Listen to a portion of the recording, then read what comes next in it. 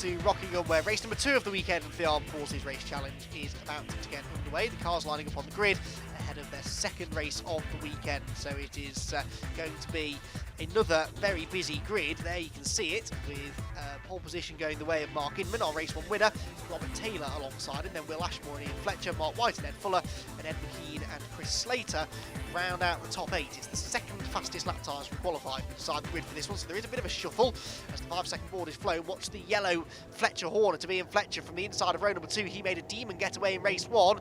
Can he do the same sort of thing in race 2? The lights go out. The answer is, well, sort of, but it's the Caterham actually, isn't it, of Ed Fuller that got the best drive. A terrible start from Rob Taylor from the inside of row number 1, and he slips backwards. Everyone is away though, and charging down now towards the first corner. Good to see Simon Barlow out there after mechanical dramas meant that he was a non-starter in race 1, but it is going to be Inman that leads the way. Fletcher into second position. Oh, and Inman goes off! Oh, Mark Inman off wide onto the grass at the Dean hairpin. It is so easily done, and not only does he lose the lead, he drops down to third, maybe fourth position as they head down towards Yentwood for the first time. What a disaster for Mark Inman. It looked as though he'd done everything right there to set himself up for a nice, easy, quiet Sunday afternoon drive to a victory. And all of a sudden, things change dramatically. He's got some real work to do now. Hopefully the car isn't too badly damaged. It shouldn't be. Ian Fletcher, therefore, takes over the race victory. But for how much longer? Because here comes Will Ashmore up the inside line. And just as he did in race 1, he makes the move stick down into Kirby. That seems to be Fletcher's weak point. He's closing back in, though, as they head back towards Gracelands for the first time. Ashmore leads the way. Fletcher up the inside line, though, takes a much tighter line into the turn. Has to try and carry good speed out of the corner, and he's good on the brakes, remember, down into Tarzan. So Will Ashmore will remember that from their race 1 duel even, and defend the inside line, which he does. Eases Fletcher out onto the marbles. That's why he's fighting with the wheel so much on the dirty side of the road. We've got the BMW back to third now, Robert Taylor, and fourth place equal at the moment, Ed Fuller and our race 1 winner Mark Ashman. But Ashman on the inside line will go fourth on the brakes into the chicane, ahead of Fuller and Mark White in 6th. The top 5 breaking away already. Will Ashmore, double winner from Silverstone, podium finisher in the previous race, and wasn't on the podium, in fact didn't race with us, I believe. They did race with us at Silverstone, did Ashmore. Took, on Park, I think, on the first rounds of the season. Will Ashmore, yeah, he's only had those 2 podiums, which were his 2 race victories, but he's in the lead now. Here comes the battle for second place going on, and it's Fletcher fighting off all comers here, really. Got the BMW compact car of Rob Taylor, trying to go around the outside of him. The Vauxhall VX220 of Mark Inman. Has he got the inside line into Yentwood? He's thinking. Oh, there's contact between the two of them. Inman's over the curb. This is how much more difficult it becomes when you're mired back in the midfield, not even the midfield, just outside the top 2 or 3, because it's very, very close quarter stuff, as we saw throughout race 1. They never really separated that much in the fight for second on back. And this time around, Inman is a part of it rather than pulling away out in front. Again, Ian Fletcher seems to struggle a bit going into Kirby, manages to fend off Rob Taylor for the time being, and Inman now looking to the inside of the BMW in towards Gracelands. Can't do it there, though. Brilliant racing though this is, and as unlucky it was for Mark Inman to find himself off the road on the first lap, it has gifted us a real race now, because he's not having to do all his own way. They all know how quick he is, and if they just stop and wave him through, he's going to run away with another race victory. Goes around the outside though of the BMW there of Rob Taylor, made that look very easy, and Taylor was very slow on the apex, and so alongside him also now comes Ed Fuller on the run down in towards the chicane, and the Caterham, you'd imagine, will be later on the brakes, or are they going to run side by side? They're going to try it, and actually the BMW stays in front, so great driving there from Robert Taylor, although we have seen that Ed Fuller hasn't necessarily been quite as brave on the brakes as he could have been in that lightweight Caterham this weekend, just struggling maybe to gain the full confidence in the braking capabilities of that car. So back on board with Fletcher car in second place, Ian Fletcher. He's now got our race 1 winner Mark Inman. Well, I was about to say breathing down his neck, actually ahead of him. Look at that, nice move there, and that was just sheer horsepower, I think, for the VX220. We heard Anthony commenting to Mark in his post-race interview after race 1 that the car is very quick in a straight line, arguably the quickest out there in a straight line, and it proved it there to drive past the far from sluggish Fletcher Hornet Mark 4 of Ian Fletcher, which is demoted down to third place now. He once more will do battle with Robert Taylor and Ed Fuller, as he did for a portion of the previous race. But of course, it was really Will Ashmore that Fletcher spent most of his time racing in race 1. Oh, big lock up there for the BMW of Taylor. down into Kirby. He's got to be careful doing that. Not only can you risk running off the track, which of course is not going to be beneficial for getting a good result, but you can flat spot a tyre very easily, and then every time you go to hit the brakes, it will find the flat spotted part of the tyre, and you'll lock up more and more and do more damage to the tyre until eventually it delaminates completely. Smoke possibly there coming from the back of the race leader's car, I thought. Will Ashmore as it went through Gracelands. We'll have to wait and see whether that manifests itself into a greater problem. He's certainly got a bit of a problem on his hands now, because Mark Inman, in the space of a lap, has gapped Ian Fletcher and has caught the race leader. Fletcher there in third, then the BMW of Taylor, then the Caterham of Fuller. And these top 5 cars are still running in fairly close proximity, but you would imagine that Mark Inman, based on the pace that he showed in race 1, is probably going to be able to get through into the race lead. But then Will Ashmore showed how feisty he was in race 1, never backwards and coming forwards, and if you can hold on to the lead, he will, and even if he loses it, he'll surely try and fight back whenever possible. Well, here's another battle going on a bit further down the order. That's John Mitchell in the Renault Clio, and the 33 car is Simon Frowen in his Ford Fiesta XR2i, even easy for me to say. And these two battling outside the top 10, about 13th and 14th these two are at the moment. I beg your pardon, it's Daniel Smith, excuse me. There are two very similar livery cars. One is Daniel Smith's Fiesta, and the other one is the 33 car of Simon Frowen, but that is Daniel Smith that is fighting away here with the Renault Clio, will be as soon as he gets to him. These two cars, of course, not as quick as the cars that we're seeing racing at the very front of the field, but they've got a class of their own to compete in. This for the race lead, though, and Will Ashmore defending heavily now from Mark Inman, as I thought he would. I didn't think he was just going to roll over and let the Vauxhall go, but there might be a gap on the inside into Yentwood. No, the Civic has it covered. Will that mean that he runs wide on the exit? Yes, he does, in the rear-wheel drive Vauxhall. Oh, well, a bit too much rear-wheel drive there. He tried to get the over-under and use that rear-wheel drive traction, and rather ran out of traction, actually. A bit over-eager with the right foot there, and so Ashmore hangs on again. This is part of the circuit where Ashmore's been fairly quick all weekend long, not afraid to hammer the curbs through Kirby.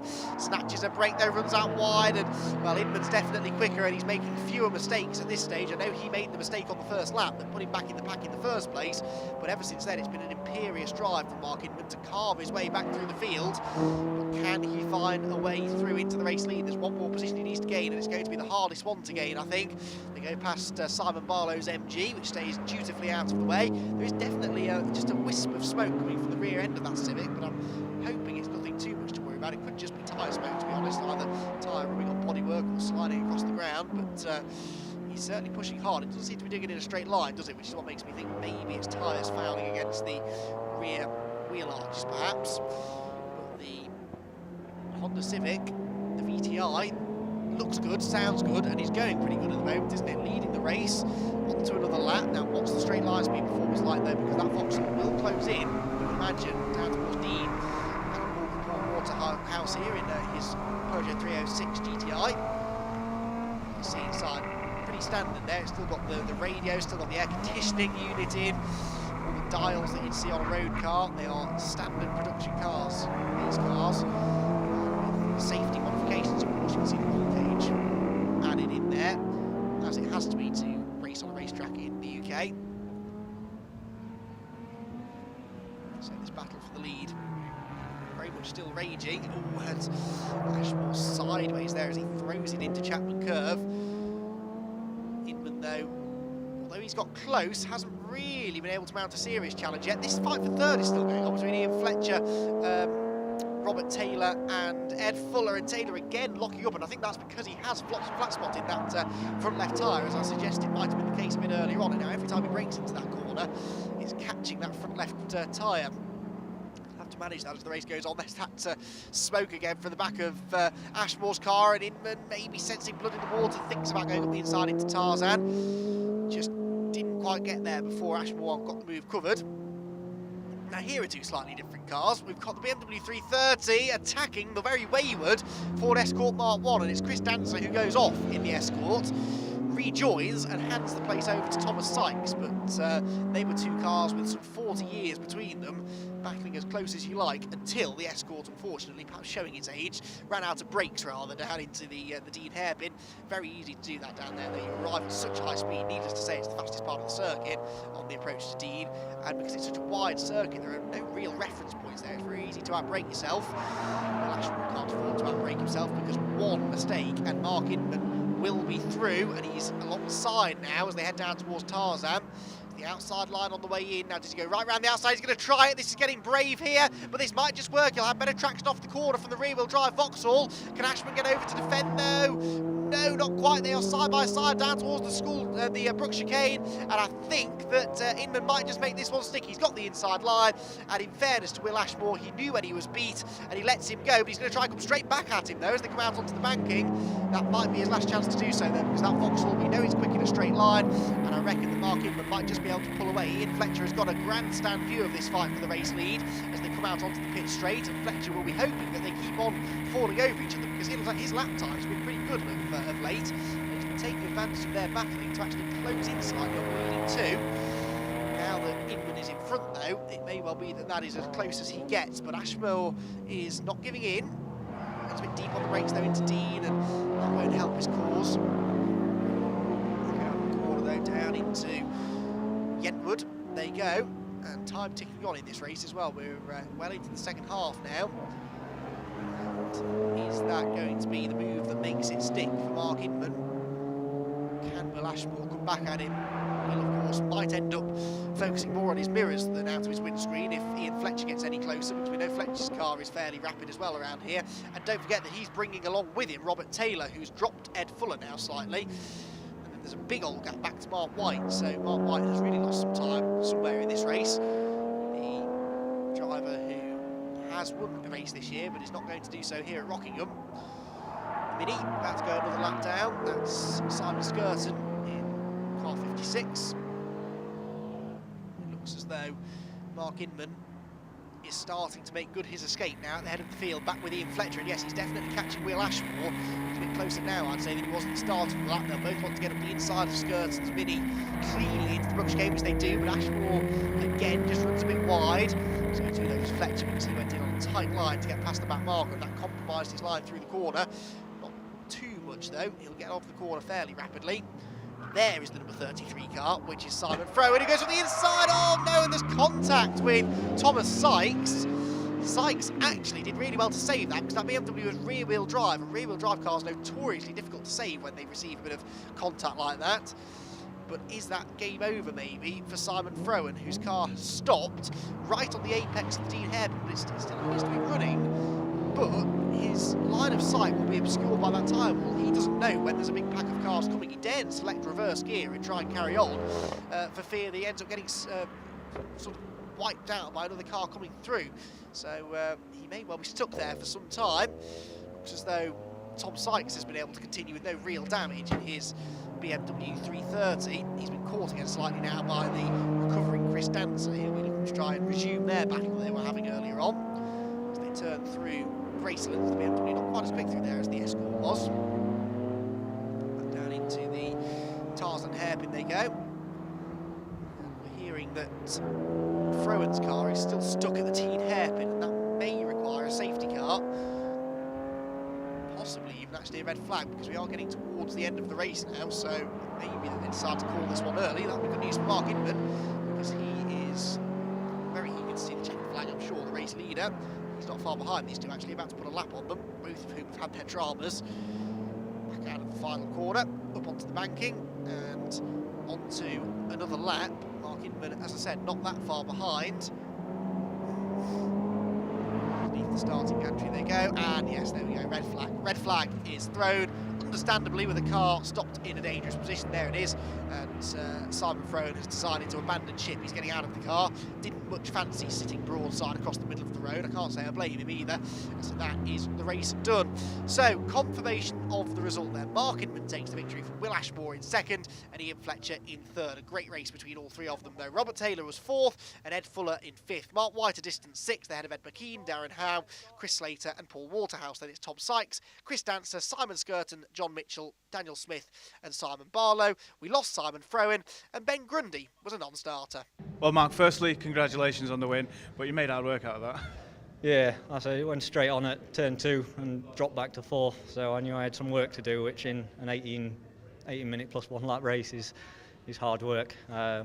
Thankfully got past a couple quite quickly, and then it was just me and Will Ashmore That VX220 seems to like the infield section more than it does the out section. Yeah, I mean it's built for corners, so as soon as you get me in the corners, I'm going as quick as I can. It looks a right hoot out there, driving with all your comrades. What's it like from your perspective? It's great fun, and there's a great atmosphere in the paddock. We've obviously we're all camped close together, so there's a fair bit of banter and rivalry between the forces, but that just makes it more fun. So it's important to win out on track. Yeah, well, I'm a veteran, but former Royal Marine, and there is no Navy or Royal Marines here, so I'm sort of representing them. Thankfully, did them proud. Well done. Thank you very much. Well, Will, firstly, congratulations on the second place. You tried your best to keep Mark behind you, but you couldn't hold him off. Yeah, when I saw Mark go off at turn 1, I saw my chance. I knew I had to get some solid laps in at the start just to try and create a gap. But within pretty short order, he was up my chuff. I put up a pretty hard stand for as long as I could. At the end of the day, he was the quicker driver, and I couldn't hold him off for the whole race. It looked like great fun out there. What are your thoughts on the Rockingham circuit with the fast section followed by the twisty, tricky in section? Yeah, I've always enjoyed Rockingham. I like that it's an anti-clockwise layout, which is a bit different for us. The bank's always good fun, but it always brings out a lot of issues with my car, this circuit. I always have a few woes, but I managed to sort out the issues from race 1 for the race 2. Clearly, I'm here, so that was a bonus. But I really enjoy it, and I enjoy jumping those curbs. All right, well, for now, go and enjoy it. Well done. Yeah, thanks so much. Cheers. Hey, Ian, great start. Obviously, you led for a couple of laps after Mark went off. It's a shame the red flag came out. You were hanging on. Anything could have happened. Yeah, a really good race. I knew from the first race that they would struggle in the last couple of laps, as they had done in the first race. So I just wanted to keep in touch with them, bide my time, and then make my move. But unfortunately, the last couple of laps never arrived. The red flags came out first. Did you notice them in front struggling? Oh yeah, they were having a hell of a battle. I was just wondering where Neil was going to get past Will. And he did it on the little wiggly bit, whatever it's called, before the oval. Yeah. Well done on third place. Go and enjoy it.